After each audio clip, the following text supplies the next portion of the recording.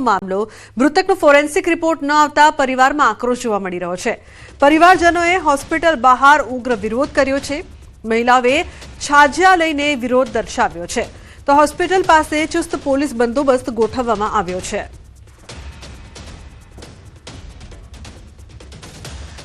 ઉલ્લેખનીય છે કે મહિલાઓએ છાજિયા લઈને વિરોધ દર્શાવ્યો છે। મહિલાના મોત અંગે મેડિકલ સુપ્રિન્ટેન્ડન્ટે પણ પ્રતિક્રિયા આપી છે।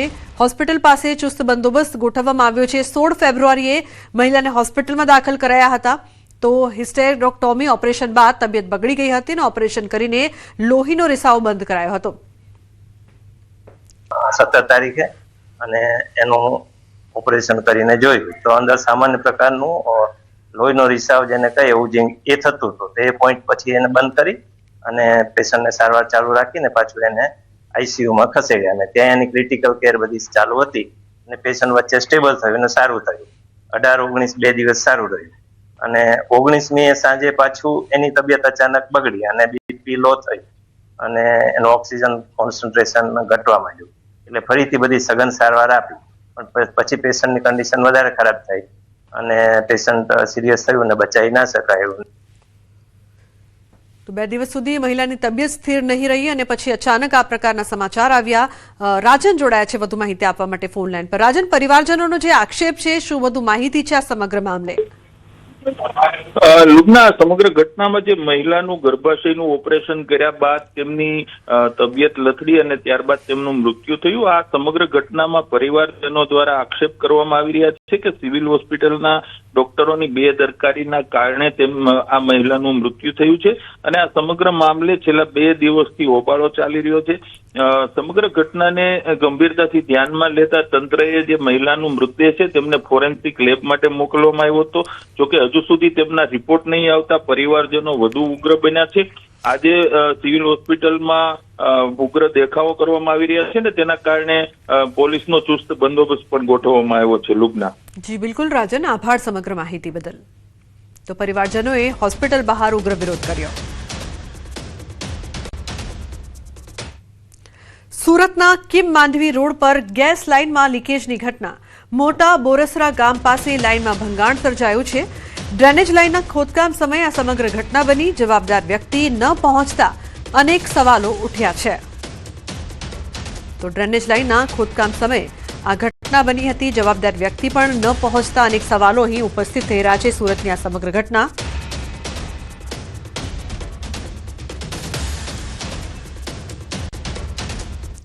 પ્રધાનમંત્રી નરેન્દ્ર મોદી આવશે ગુજરાત। 28 ફેબ્રુઆરીએ સાણંદની લેશે મુલાકાત। બપોરે 3:30 કલાકે અમદાવાદ એરપોર્ટ પહોંચશે। એરપોર્ટથી હેલિકોપ્ટર દ્વારા સાણંદ પ્લાન્ટ જશે તો માઇક્રોનના સેમિકન્ડક્ટર યુનિટને ખુલ્લું મુકાશે। 3 કલાકની ટૂંકી મુલાકાત બાદ પીએમ મોદી આવશે। ઉલ્લેખનીય છે કે તેમની મુલાકાત 28 ફેબ્રુઆરીએ અમદાવાદના સાણંદ પ્લાન્ટની પીએમ મોદી મુલાકાત લેશે। 28 ફેબ્રુઆરીએ તેઓ ગુજરાત આવશે। પ્રણવ જોડાયા છે વધુ માહિતી આપવા માટે।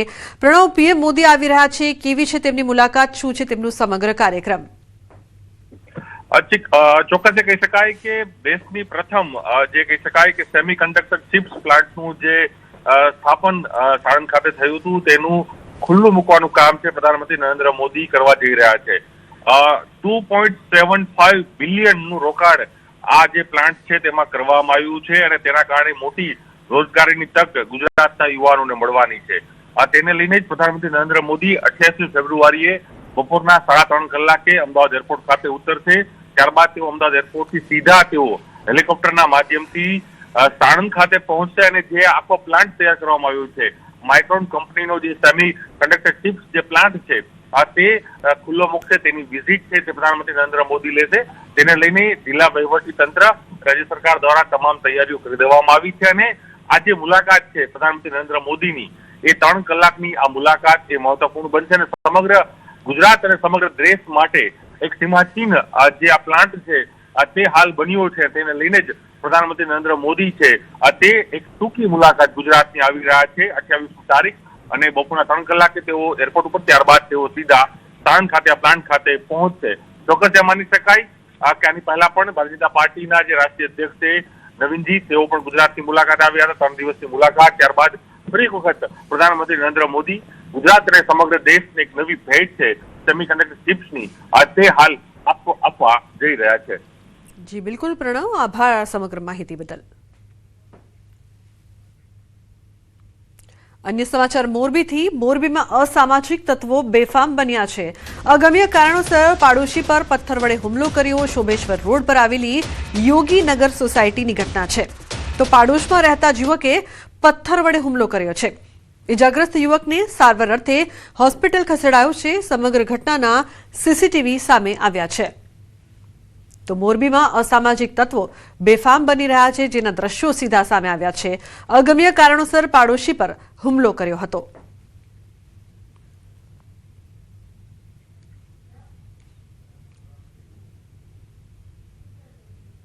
અન્ય સમાચાર જૂનાગઢથી. દિવ્યા સાવલાણીની અટકાયત કરવામાં આવી છે. યુવક પાસે ખંડણી માંગ્યાના કેસમાં અટકાયત કરવામાં આવી છે. કીર્તિ પટેલની મિત્ર દિવ્યા સાવલાણીની પણ અટકાયત. 20 લાખની ખંડણી માંગ્યાના કેસમાં યુવકે આપઘાતનો પ્રયાસ કર્યો હતો.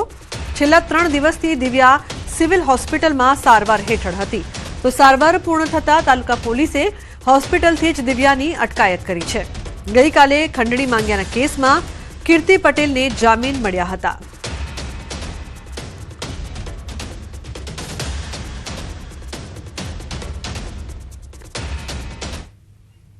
સુરતમાં ગજેરા બંધો સામે 1928 કરોડની છેતરપિંડીની ફરિયાદ નોંધાતા ચકચાર મચી જવા પામી છે.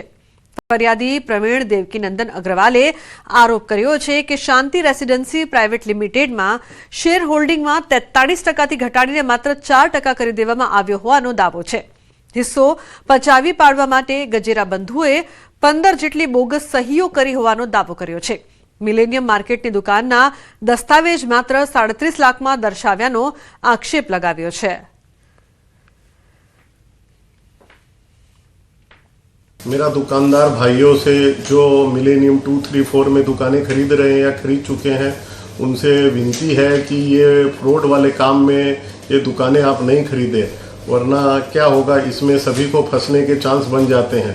क्योंकि इतना बड़ा केस का इन्वॉल्वेशन इसमें है तो सब व्यापारी भाई को तकलीफ नहीं आ जाए, इसलिए मेरी उनसे विनती है. 15 जगह पे इन्होंने मेरे फेक सिग्नेचर किए हैं, जिसमें डायरेक्टरशिप और भागीदारी दोनों घटाने में मेरे एवं मेरी वाइफ और मेरे पिताश्री के फेक सिग्नेचर 15 जगह पे किए हैं. ભાવનગરના સિહોરમાં નશાના કાળા કારોબારનો પર્દાફાશ થયો છે. સખાવદર ગામમાંથી લીલા ગાંજાની ખેતી ઝડપાઈ છે. પોલીસે બાતમીના આધારે વાડીમાં દરોડા પાડ્યા. તપાસ દરમિયાન ખેતરમાંથી લીલો ગાંજો અને અફીણનું વાવેતર ઝડપાયું છે. પોલીસે અંદાજે 10 કરોડ 92 લાખથી વધુનો મુદ્દામાલ જપ્ત કર્યો હતો. પોલીસે 2 આરોપીઓની ધરપકડ કરી છે.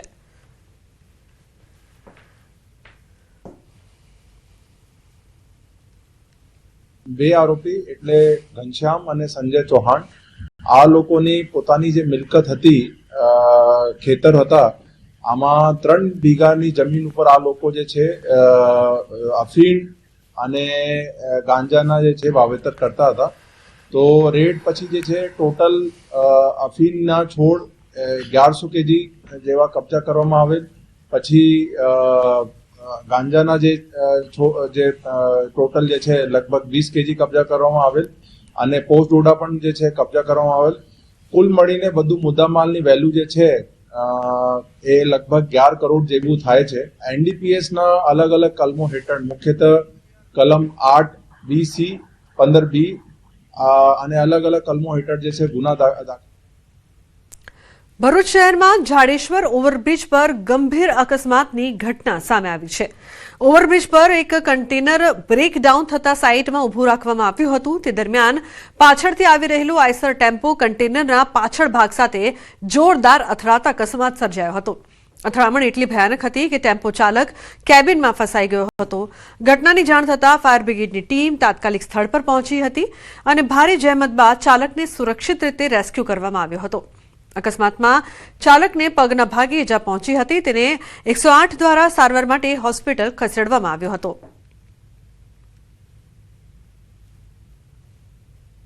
દાડેવા ચોકડી ઉપર એક ગાડીમાં ડ્રાઈવર ફસાયેલો અને જોઈ ત્યારે સિચ્યુએશન બહુ ગંભીર હાલતમાં હતી. કન્ટેનરની પાછળ આઈસર ગાડી છે, તે ડ્રાઈવર ખૂબ જ પોલાની રીતે ફસાયેલો હતો. તે અમે રાત મહેનત બાદ ડ્રાઈવરને જીવત બહાર કાઢ્યો. રેસ્ક્યુ કર્યો. રાજ્યમાં આગામી 26 ફેબ્રુઆરીથી ધોરણ 10 અને 12 બોર્ડની પરીક્ષા શરૂ થવાની છે, જેના લીધે રાજ્યભરમાં 140 સ્ટ્રોંગ રૂમ તૈયાર કરવામાં આવ્યા છે. અમદાવાદમાં 12 સ્થળે સ્ટ્રોંગ રૂમ બનાવવામાં આવ્યા છે. તમામ સ્ટ્રોંગ રૂમ સીસીટીવીથી સજ્જ કરવામાં આવ્યા છે. તો સ્ટ્રોંગ રૂમમાં પ્રશ્નપત્રો સીલ કરીને સુરક્ષિત રીતે રાખવામાં આવ્યા છે. દરેક સ્ટ્રોંગ રૂમ બહાર કડક પોલીસ બંદોબસ્ત ગોઠવવામાં આવ્યો છે અને જિલ્લા સ્તરે ડીઈઓ દ્વારા સતત મોનિટરિંગ કરવામાં આવી રહ્યું છે. પરીક્ષાના દિવસે પ્રશ્નપત્રોને પોલીસ સુરક્ષા સાથે પરીક્ષા કેન્દ્રો સુધી પહોંચાડવામાં આવશે, જેથી આ સમગ્ર પ્રક્રિયા શાંતિપૂર્ણ અને નિષ્પક્ષ રીતે પૂર્ણ થઈ શકે.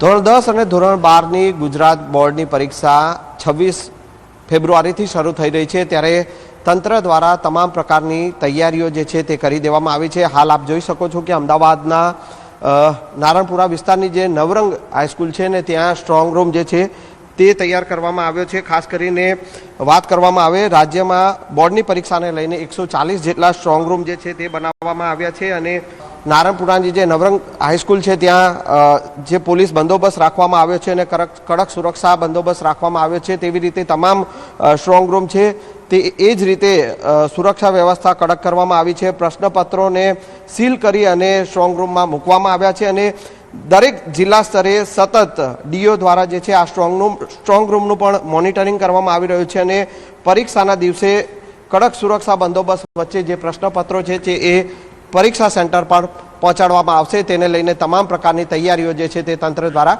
કરી દેવાઈ છે. કેમેરામેન ખેંગા રાઠોડ સાથે સંજય ટાંક, ન્યૂઝ 18 ગુજરાતી, અમદાવાદ. દિલ્હીમાં એઆઈ સમિટમાં કોંગ્રેસ યુથના વિરોધને લઈને ભાજપ દ્વારા ઠેર ઠેર વિરોધ નોંધાવાયો છે. આ તરફ સુરતમાં પણ ભારતીય જનતા પાર્ટી પ્રદેશ મહિલા મોરચા દ્વારા ધરણા યોજીને વિરોધ નોંધાવ્યો છે. રાહુલ ગાંધી સામે અઠવા લાઇન્સ વિસ્તારમાં ધરણા યોજીને વિરોધ કરવામાં આવ્યો છે.